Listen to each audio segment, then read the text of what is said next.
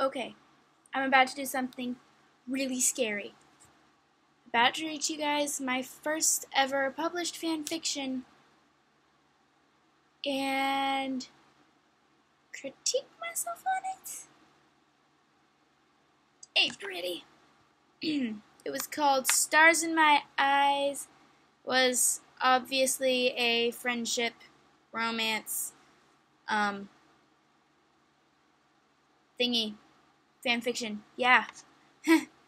It was a Phantom Stallion Wild Horse Island fan fiction. Yes. Okay. Cade woke up in the morning. At first he had forgotten why today was so important until Kit Ely, the foreman of Iolani Ranch, walked in. Up, Cade. Jonah wants to have his granddaughter's horse here before she gets here. Well then. That was when he remembered that there was a Mustang from Nevada and a girl from California coming. The girl's name was Darby, he thought. Story had it that when she went to Nevada she had saved a wild filly. He sat there thinking until Kit got onto him again. I almost read that into him again. That would be awkward.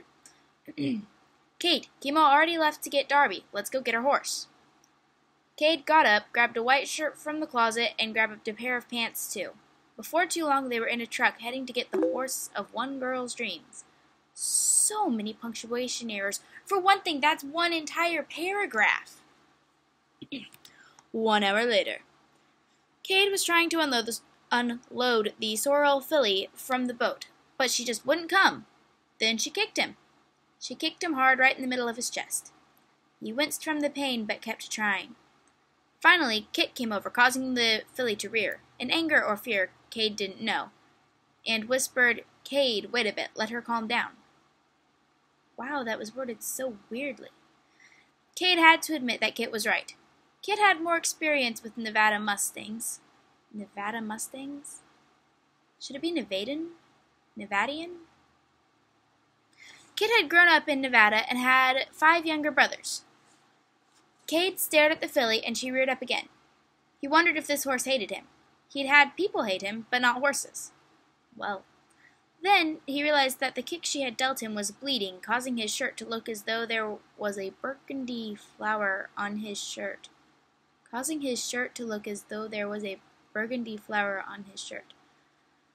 Just gonna leave it at that. Then he realized how much it hurt. He hoped that Jonah would get here soon and know what to do.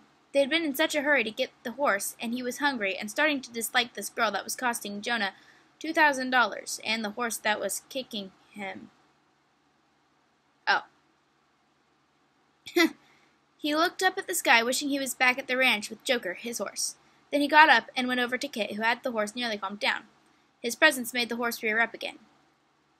I lost my spot.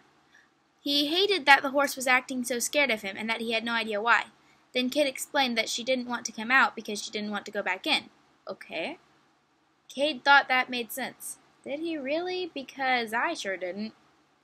In a way, he knew how she felt. He remembered how it felt when he got a beating from Manny, and then got to go out away from him for a while. Okay. He also remembered how he had hated to go back there because he would more than likely get another beating soon.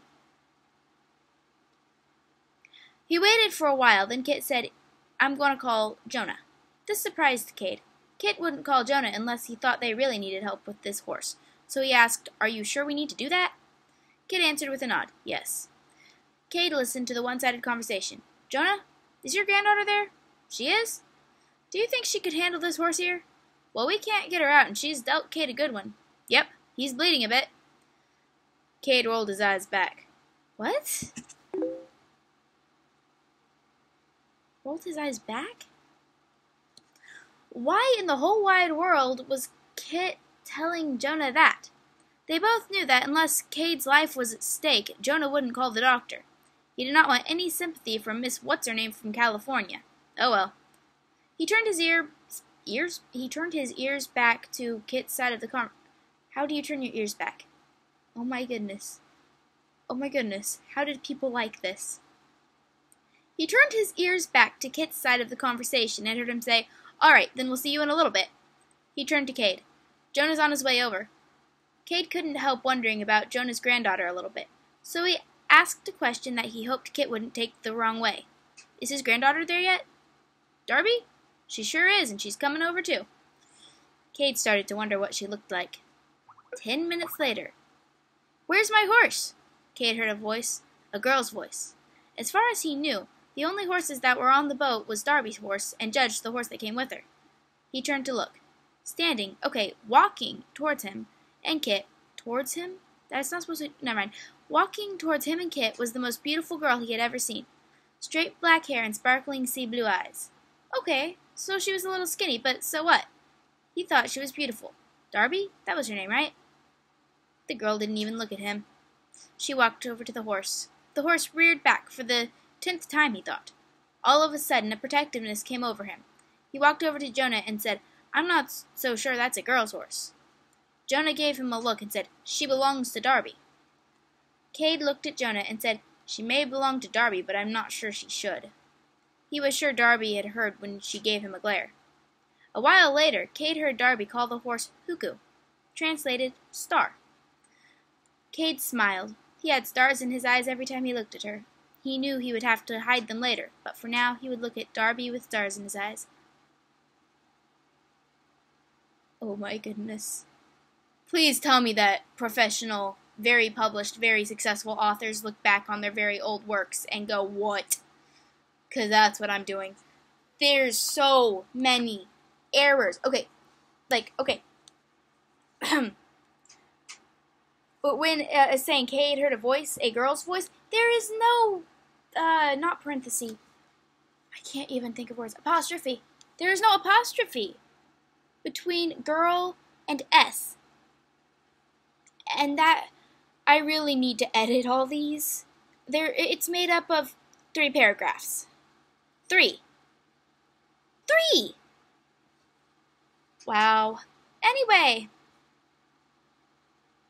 I've really been considering not rewriting, editing. Really been considering editing all of my old fan fictions. Editing's the hard part. The annoying part.